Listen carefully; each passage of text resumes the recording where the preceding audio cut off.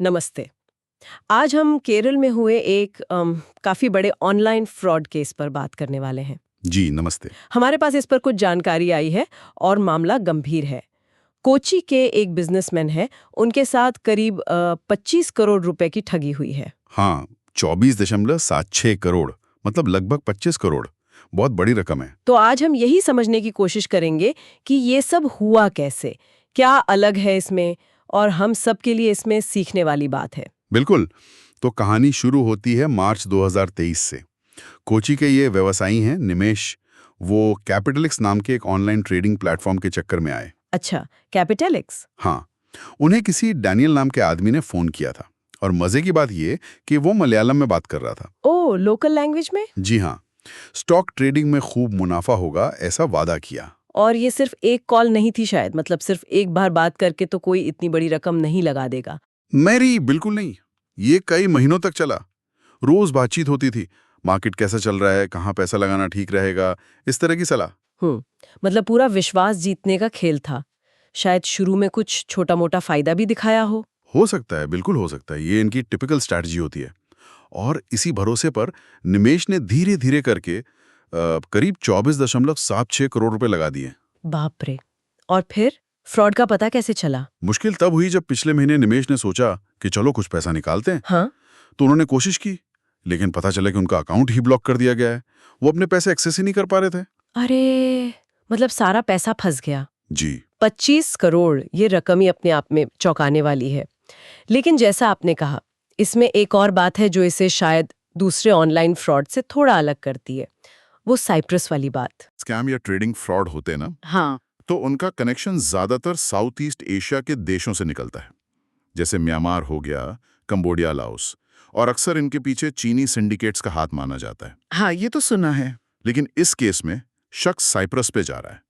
ये जांच करने वालों के लिए भी मतलब एक नई टेरिटरी है। तो ये साइप्रस कनेक्शन अहम क्यों हो सकता है? मतलब क्यों चुना होगा उन्होंने साइप्रस को? कोई अंदाजा? देखिए, ये तो अभी जांच का हिस्सा है। लेकिन कुछ वजह हो सकती हैं। हो सकता है वहाँ के फाइनेंशियल नियम या बैंकिंग सिस्टम थोड़े ढीले हों, जिससे उन्हें अपनी एक्टिविटी छुपाने में आसानी हो। या ये भी हो सकता है कि वो जानबूझकर पुलिस को कंफ्यूज करने के लिए एक अनएक्सपेक्टेड जगह चुन रहे हों, मतलब जांच भटकाने के लिए। तो ये मामला सिर्फ केरल तक सीमित नहीं है, ये एक इंटरनेशनल रैकेट का हिस्सा लग रहा है। बिल्कुल, ये एक बड़े अंतर्राष्ट्रीय साइबर क्राइम नेटवर्क की तरफ इशारा कर रहा है। तो जाहिर है पुलिस तो एक्शन में आ ही गई होगी।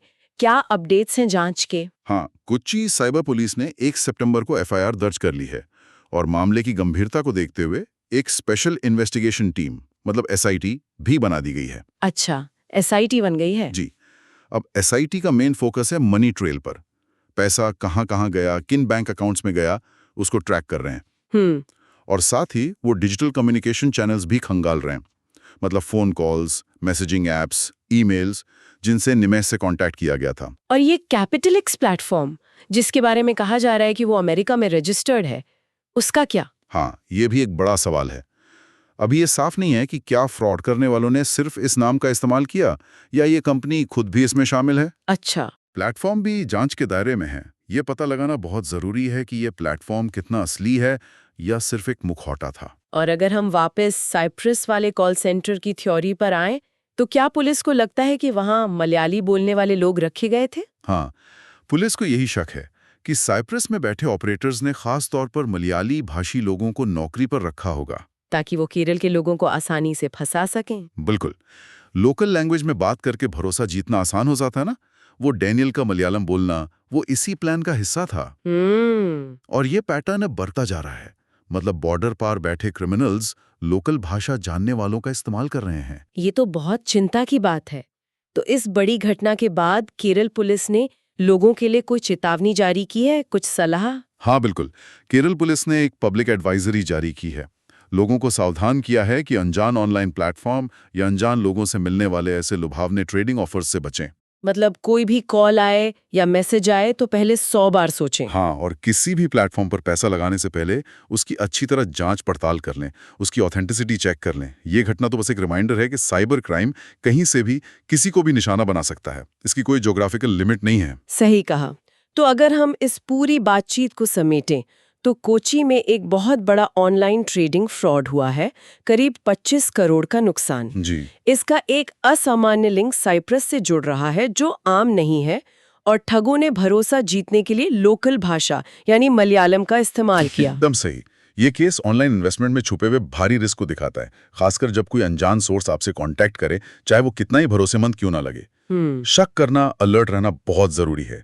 वो आसानी से पैसा कमाने का लालच अक्सर बहुत महंगा पड़ता है। बिल्कुल, और ये हमें सोचने पर भी मजबूर करता है कि जैसे जैसे ये साइबर अपराधी और ज़्यादा स्मार्ट, ऑर्गेनाइज्ड और ग्लोबल होते जा रहे हैं, तो एक आम निवेशक, एक आम इंसान खुद को ऐसे इंटरनेशनल फ्रॉड नेटवर्क से कैसे बचा सकता है? ये बहुत बड़ा सवाल है, और शायद इसका जवाब सिर्फ जागरूकता और बहुत ज्यादा सावधानी में ही है।